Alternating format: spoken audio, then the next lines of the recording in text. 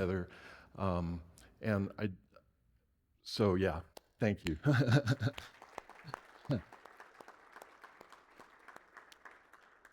Maybe you all think that there's too much applause, but not enough, actually.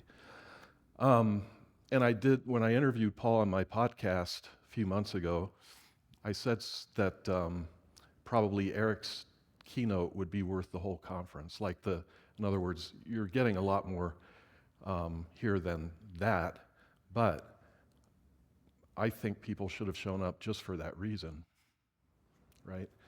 Um, so I'm glad that I think it was probably one of the most useful things that I've heard about AI in 16 months, right? So anyway, okay, my topic, frangible to fungible. That's funny, isn't it? I kind of even have a hard time putting those two words together, but I wanted to use something that would be linguistically interesting, mysterious, important. You know, like we have to learn when we're using DDD, we have to learn how to uh, understand language and really draw out the meanings of the terms, expressions that we use. And so I found this to be a really apt title for what I'm talking about. Now, you see the skier. That is Daniel, man, I'll tell you. Sorry. Daniel Albrecht. My mind just went a little blank there for a second. Yeah, so he was world champion. I think he was three-time world champion skier, giant slalom and downhill. And you can see here he had a really bad wreck. In fact, the next slide kind of shows you the details. He he had practiced this run before. This is the last practice run of the day, and for some reason he missed the cue of whatever he was looking for or felt he needed to know that this jump was coming up. And they're usually in full tuck, right? You see them go over and they're like tuck because the speed that they're going, they need to stay low. And he didn't do that. So you can see what happens. I've, I've done this kind of weird thing on skis, except I wasn't going 86 miles an hour. And, you know, so he lands on his back, catapults forward onto his knees and then his face. He ended up actually being completely unconscious, had to be airlifted out. And like I said, he was going about, 86 miles an hour, 138 kilometers per hour. He flew before he even hit the snow. He flew 130 feet, 40 meters. Wow. So he had brain and lung trauma. He landed on his back, as I described, slid almost to the finish line, right? That's how far he slid. He was unconscious and had to be airlifted out, and they induced a coma. I think he was in the coma for about 3 weeks. Now, Daniel is not fragile, right? He wasn't fragile, he was frangible. I hope that helps to make a point. And I, the point is, frangible means that you can break something, and even though it's susceptible to breakage, it's also less likely for it to break, okay? Whereas something that's fragile is much more likely to break. I'll explain that a bit further. But in Colorado, there's an area called Basalt. It's near Aspen, actually, and you'll find these this kind of stone there, which is actually named basalt. So the area is named for this stone. And basalt is a really strong material, but it can still be crushed, right? And the crushing machines that are used to do this, they actually have to protect the machine or the mechanism that they're using to crush, they have to protect it from the stone, or the stone would break the machine, right? That's how strong it is. So it's not fragile at all. In fact, it's when they use it in roads, they use it in making blacktop, or what's known as asphalt, which is I guess a byproduct of the oil production process.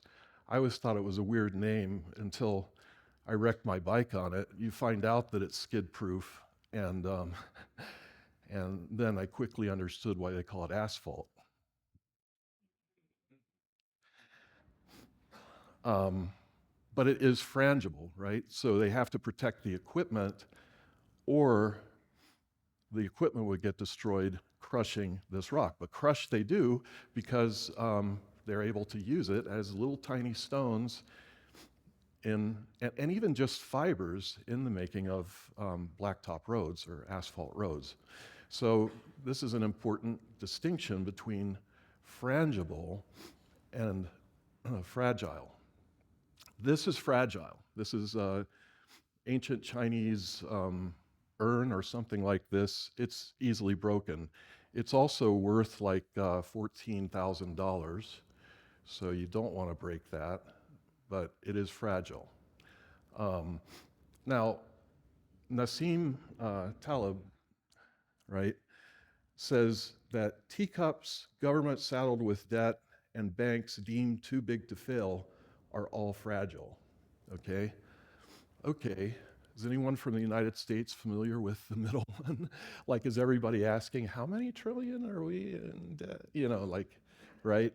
And how long can that go on? This is not any kind of statement. It's just truth, right? It's just a truth. And of course, Bear Stearns was too big to fail, right? But now they literally shuttered their doors, and then Chase acquired them afterwards. So they were, both of these are proving to be fragile. But you know what Nassim Taleb says is that failure is not an option, it's a must. He says that it actually makes the things in the industry, or whatever it is that you're involved with, it makes it stronger, right? Because what is fragile can be anti-fragile. But the things that are too fragile are just going to fail. But he says it's absolutely necessary to fail for a system to work. So the financial system must go through some failures for it to continue to work well. And as he says, you can't teach people, you have to teach people to fail. Now, I saw an interesting just before I was just reading the news on Google, and here's an article about the CEO of NVIDIA. Everybody listening to everything he says right now. And here's the headline: NVIDIA founder tells Stanford students their high expectations may make it hard for them to succeed. I wish upon them, or I wish upon you, speaking to them, ample doses of pain and suffering. I mean, isn't that kind of mean? Well, I think the key word is ample. And what he's trying to say is character is built by what you suffer, not by what you learn in Stanford or anywhere else, right? That isn't what makes character. And so he's sort of saying the same thing. You need some failures before you are going to do great things. And he credits his own suffering as a young person to that, to his own success. Fragile. Is code fragile? It can be. I like to think that it's sort of probably most systems that are running are more like Frangible, but maybe not. That helps. Maybe not as much so as we would like it to be, but it's frangible in that when there is a failure, we can fix a bug, fix some kind of failure. But sometimes when a system tips over, it gets really bad. We've actually, in the past maybe 5 years or maybe 7 years now, Southwest Airlines tipped over twice. Maybe you remember that. And I think one CIO lost their job over the first one. I'm not sure about the second one, but it was frangible in that it was improved and they prevented that for the future, but it's not as frangible in the sense that I would like to emphasize today. Okay, fungible. You probably sort of know what fungible is just because of things like this, because the non-fungible tokens. It's basically meant to say fungible means it can be replaced. It can be completely compensated for, and a non-fungible token was supposed to be something that was kind of priceless, even though this sold originally for $3.4 million. By the way, just to make a point, a few weeks ago or months ago, it was worth $70,000, and now it's worth about $4,011, right? So maybe it's actually replaceable after all. But that was what was selling these things before. But this is non-fungible, right? You cannot replace this. It just can't be replaced. There may be other similar ones, but you are not going to replace this ancient Chinese urn. And this is something that's going to hold its value, by the way, if you probably, or maybe even grow in value. So this kind of non-fungible real thing you can touch is something to invest in. Diamonds are non-fungible, even though you might find diamonds that have an equal value for selling, they're each completely unique. So if you cut a diamond wrong, if you make a mistake in it, you're not going to get that diamond back or one just like it.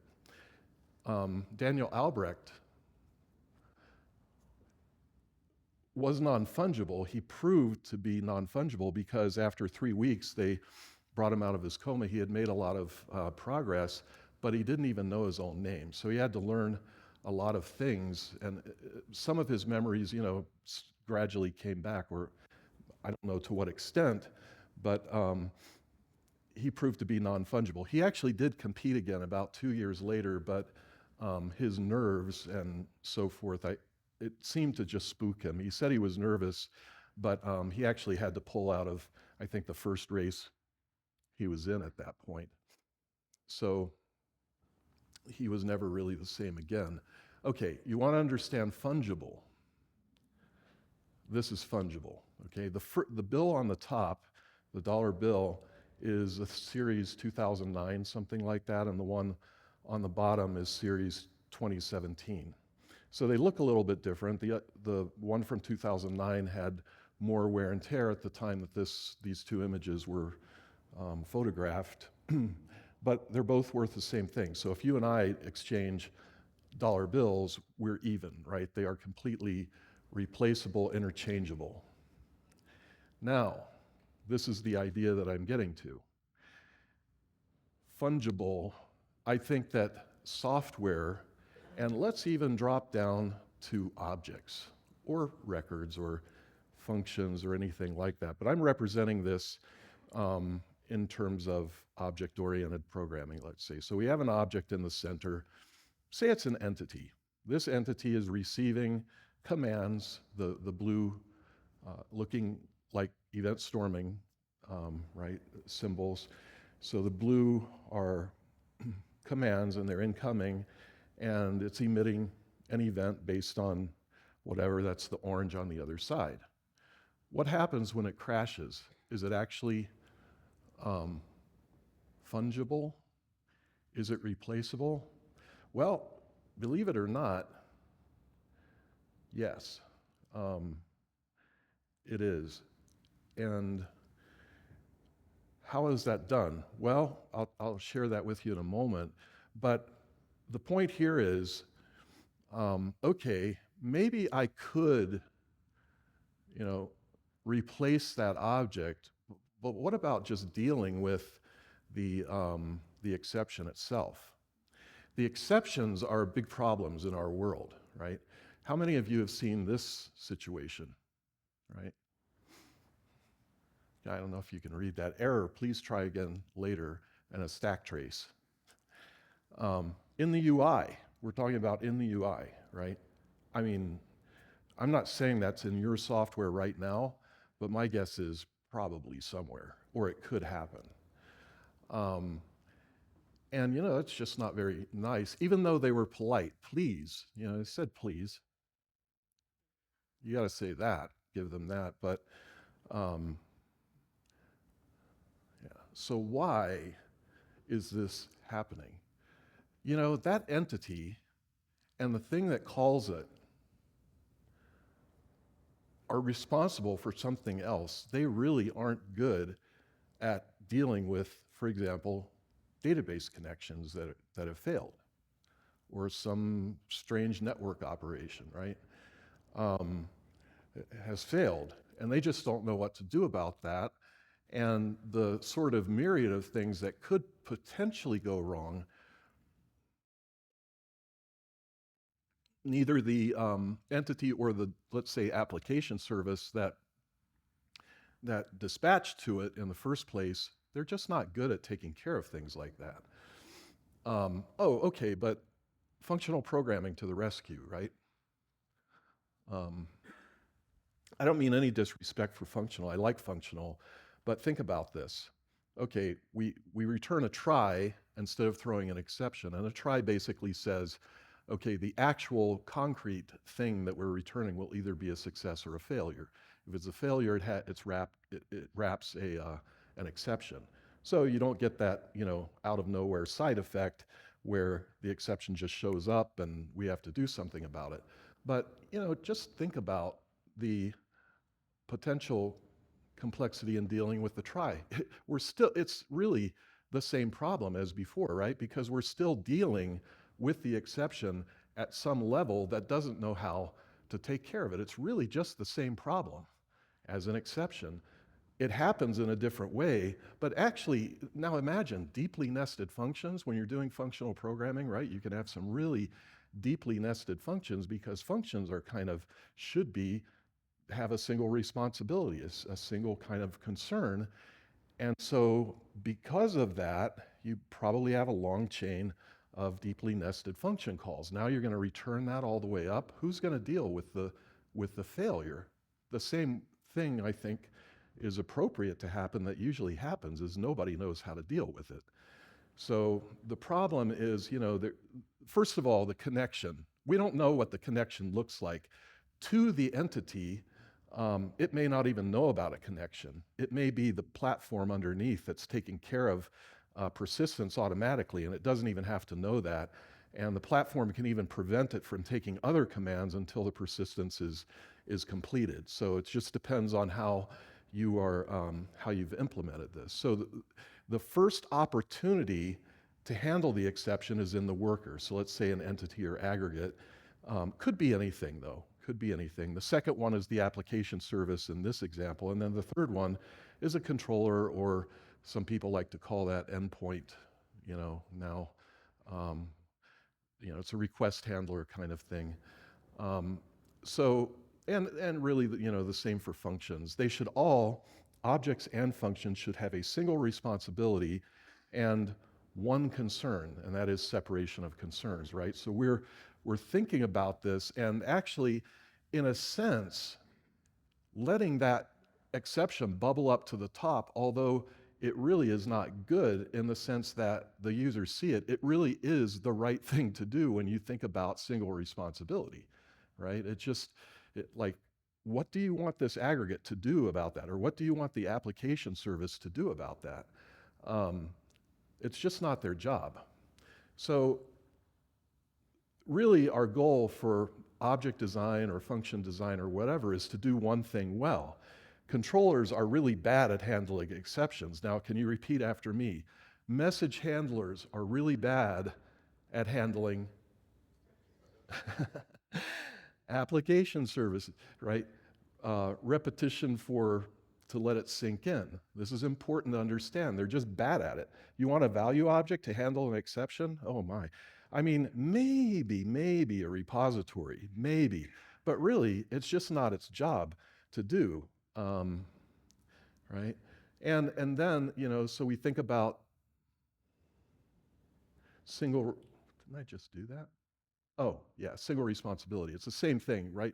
A controller should be the best possible controller, right? Repeat after me. Message handlers should be the best possible. You get it, right? Now you can just go through that same list and put the word at the beginning at the end too. That's what they should do, right?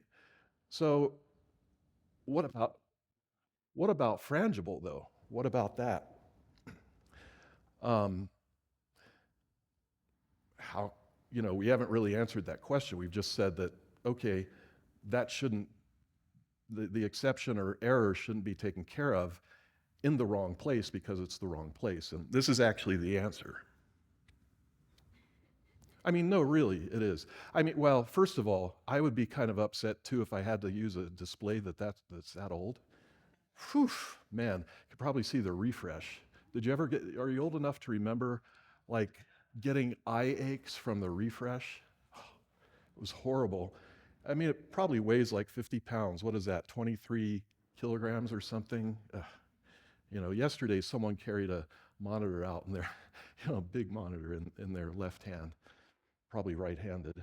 No, it really is the answer. That was a supervisor, right? This is a supervisor in objects. When an object crashes, you can reify the exception into basically a message, and the message can be dispatched to a supervisor, and among other things that the supervisor could do, it can actually replace that object that existed before but crashed. Now, there are policies or strategies that you can use to either, replace, restart, recover, ignore. You can even maybe ignore it. Maybe it's something just, not worth dealing with, or maybe something you can't deal with. And if it's something you can't deal with, maybe restore is the best you can do. If it's out of memory, exception, who knows, right? But I mean, maybe if it's an out of memory, at least, I don't know, at that point, maybe you could ask the VM to garbage collect or something like that. Maybe you could do that and succeed. By the way, if you're familiar with Erlang, Elixir, any of those languages, and even like the Lightbend, Akka toolkit, and I've implemented this open source Zoom, which is a reactive platform. Those are all based on the actor model. And the actor model, at least from the standpoint of Joe Armstrong and his team when they created Erlang, uses supervision, right, to deal with these things. And how does it actually work, right? Well, because supervision can be your way out, if you have kind of this object, which I call an execution context, you can call it whatever you want. I wrote this pattern up, I don't know, it seems like a couple decades ago. It's basically where you have access to an object that knows about who is asked for this command to be executed, and some context around that. Now, if the supervisor can get its hands on that, right, it can set in there the reason that this has happened. It can even provide advice on what has happened and how to deal with it. And then in the execution context, the problem is essentially solved on the one side because, first of all, you're not taking down the system, for one thing, or even just causing a real big problem. And you're going to restore that object, the worker, as you can see to the other side, like you saw before. But now the application service or even the controller or endpoint can advise the user that's, about something useful. And here, sorry, it's hard to read. It looks like there was the title is Oops, which is kind of friendly, right? I mean, when you think about it, it's just sort of like cute. Oops, it looks like there was a problem storing your changes, but don't worry, we have all the data safe and ready to store as soon as the problem is resolved. Doesn't that give you confidence? Well, what's happening there? They're probably using local storage or something in the browser to keep the data safe. And who knows when it's restored, when the database is restored, there could be a version conflict in the entity that needed to be persisted, but you can deal with that at another point, right? So this is actually a way out of being stuck with this. And what is the point here? Well, the point is that supervisors are good at handling exceptions and errors, right? That is what they do. And they are the best supervisors that they can possibly be, okay? Now, you probably still have a question. Yeah, but how, right? Like, okay, what does this entity now have to actually capture catch the exception and then delegate that to the supervisor? Well, no, you don't have to do that. I mean, in the Zoom platform, what actually happens is that, again, a method invocation is reified as a message which is put in an actor mailbox, and it's handled asynchronously by the actor, which means you really have no call stack, and the original caller is just sort of like can move forward, right? Depending on what you do, it might just be waiting on a future, for example. Yeah, I don't know, I'm walking around too much.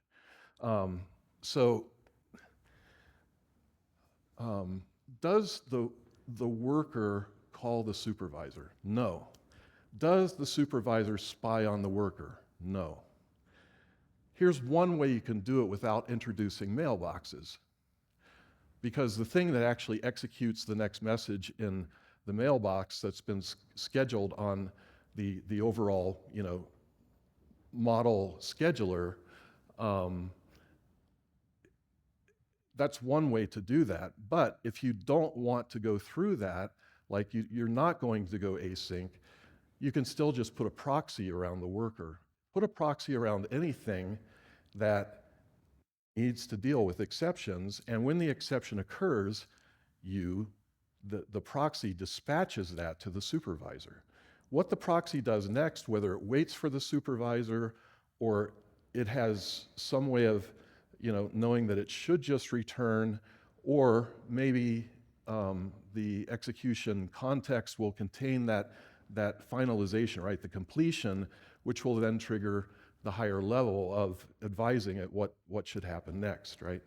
So, and inside the proxy, this is just literally what happens, catch EX, right? Supervisor handle EC EX. So we're actually putting the exception into the execution context, right? And that whole execution context gets passed to the supervisor, and that way the supervisor has the whole, ball of wax there.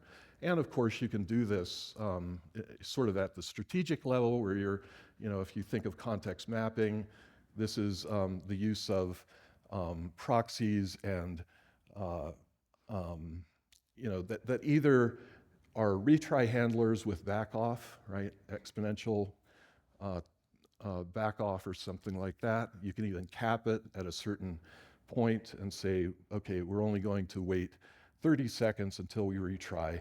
But the point is you're not flooding the whole network with requests that are just going to immediately fail or eventually cause something to tip over because it's just too much stuff to deal with.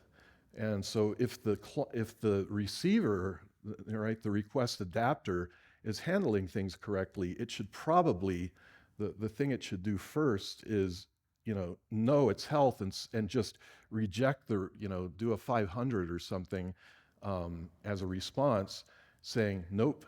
So anybody who still requests, even though the circuit breaker is open, right? It's opposite of the way you want to think, but the circuit breaker is open, so which says, no, we're going to fail now. We're not letting anything in, so it should do a reply back. How do these proxy things know what to do? Well, they are going to have to be able to receive some kind of health updates, and you can have something like this local health publisher that knows if the database goes down because it's being informed about that. It knows if there's some failure, and then it's just broadcasting that to the things that should be interested in that information, and then they can take action. And then when the health restores to the service, they can pick up again. Okay, so that's a way to do that kind of in a loosely coupled way. So now what you actually have here is a fungible, right? So it's frangible in that you can hurt it and we can sort of fix it, or it can be fungible, being completely replaced, and operations keep moving forward. A lot of people will refer to this as resilience, and it is resilience, okay? But there's actually a step further that we can go. And again, to bring up Nassim Taleb, you probably know his book Black Swan or Anti-Fragile. Those are probably his two most popular books. So his point is that sort of the bottom line, things that are anti-fragile benefit from failure, right? They benefit from failure. As an analogy, if software was that really already very hard basalt rock, eventually it would become so strong that we would break the crushing mechanism, right? Even though it's protected, we would break it before it would break us, or our objects, right, or our system.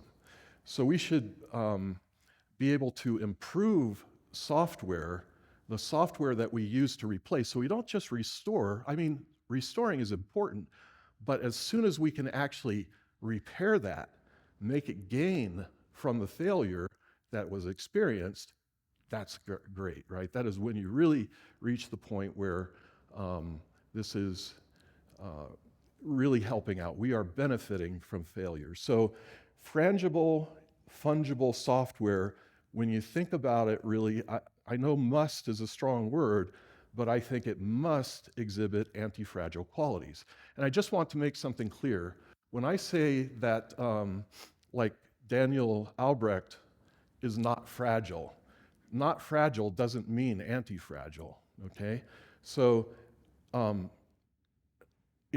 Daniel is non-fungible and he was not fragile, and you can even say that he was, that he is frangible, but sadly for his situation, he wasn't actually anti-fragile, right? Because he never skied the same way again. Instead of improving, it, because we're dealing with the brain, right? He had brain injury and even the nerves left over from that. Have you ever wrecked a bike? I mean, I have done that on skis, but not nearly as fast as 86 miles an hour. But when I wrecked my bike and I learned about asphalt, there is something, I mean, I couldn't ride a bike for a while. I couldn't sleep on either side because I busted something in this shoulder. I never went to the doctor because they're just going to say, yeah, you did break your collarbone, but we can't do anything about it. So just try to sleep on your back for 3 months, which I already did anyway, take a lot of Tylenol and whatever. So, but even so, right, every time I would get to a curve, I would always look at my front tire before I got there because I wanted to make sure it wasn't going flat, is what caused the first one, right? I was riding on rim and I turned and the rim just went like this, and wow. It took a long time before even just feeling comfortable on a bike again was possible. So we're dealing with a different thing with humans completely. So how do we become anti-fragile, where we benefit from it? Well, I think there are three main opportunities. And I'm taking them in the order of least complex, right? So the first one is to maintain exceptional outcome causes. What made this thing crash? Then we can build in filters at some level that recognizes the data operation pair that caused this to crash, and just don't let that in anymore, right? Just prevent it. Fail fast in the sense that, just like a circuit breaker, where you say, nope, not getting in, and then you just say, that is for some reason not good, right? So don't do that. We may even have a more meaningful message for them. Then I think the second step is analyze. So you need really excessive logging. You need some really careful logging that tells you a lot about what happened. And then you have to observe those logs, and I think Jessica can tell you about observing, right? So see her about that. And then what if the system could actually suggest what to do about that? Do you think the developers would be happy to say, oh, I think you should do this? I think so. And then there's self-modifying code. Oh, right? I've worked with self-modifying code in C, and it's nothing to toy with. That was a long time ago. Don't even ask me like how that worked. It's just you actually like manipulate your own instruction set, right? But it wouldn't work that way, I think, in our day, and I'll tell you what my opinion is on this. So you're maintaining the exceptions. First of all, you need that entire execution context. You need the context of what you were operating in, like what is the situation, who is the user, who is, this kind of context. Then you need the state of the object that crashed, or whatever state you had at the beginning, right? You need the operation that caused it. You need data that was involved in it in some way, right? Does data mean just parameters to the operation? Maybe, but there might be more to it. Maybe even metadata. Maybe you can provide some metadata.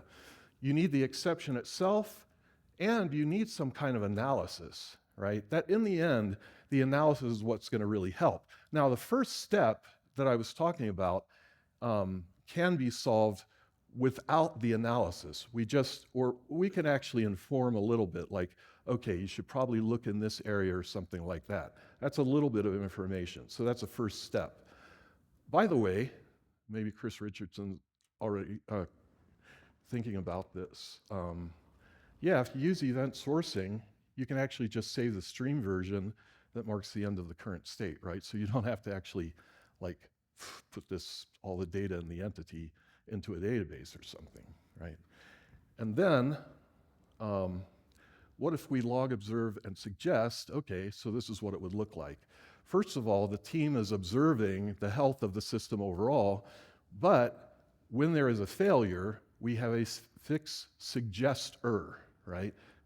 This is probably a bad name. It probably, Eric would laugh at this name, I think, but fix suggester, right? Anyway, what they're going to do is just kind of notify the team, sort of like the health observer is. It's just going to say, hey, you probably want to look here and try these kinds of things, right? And by the way,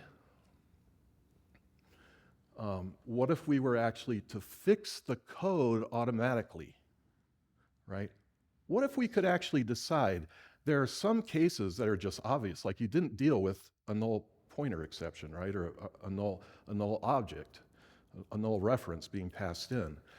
That could be really easy to take care of. The code fixer just fixes that and moves on. It may not actually even be an elegant fix at first. Maybe it's just to, just say, nope, right? Like something useful. But it could also, then be cleaned up by the team later. At least they know that it was fixed for now, quickly deployed, CI/CD. And then it could also be that it's the kind of problem where we're going to try to fix the bug automatically, but let's still give it to the team to review because we're not real sure, because our AI or whatever just isn't good enough yet. So then the team can review it, either accept or reject it. If they reject it, they're obviously going to want to provide their own fix. Again, we need quick results, right? The faster, the better. Okay? And by the way, ChatGPT can find bugs in your code, and this is the point, suggest improvements, okay? I'm not saying this is the answer, but I feel at this point in the conference, it's safe to even mention ChatGPT. So, okay, I actually added this last night because I was like, oh, Eric says we should do this, so okay.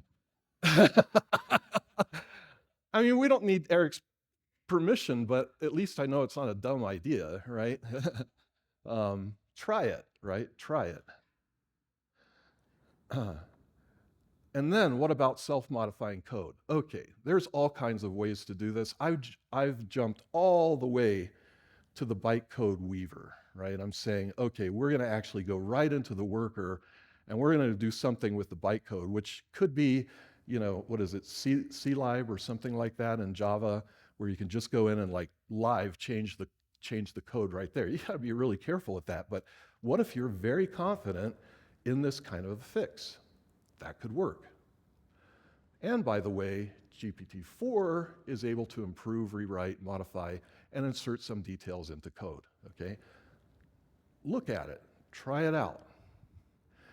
And that's about it, folks. So I want you to repeat after me, kind of like what Paul did. We're gonna be the, you know, the namaste thing. We're gonna go, deep breath. That's enough. You can do the rest on your own. I'm out of time. So we had our cool down. And I think it's nice to remember Daniel this way, right? This was actually moments before he crashed, and right here he was going about 87 miles an hour. And whew, I don't wish that on anyone, right? That was a very rough experience. So that's all I have, and thank you for attending. I hope it was helpful.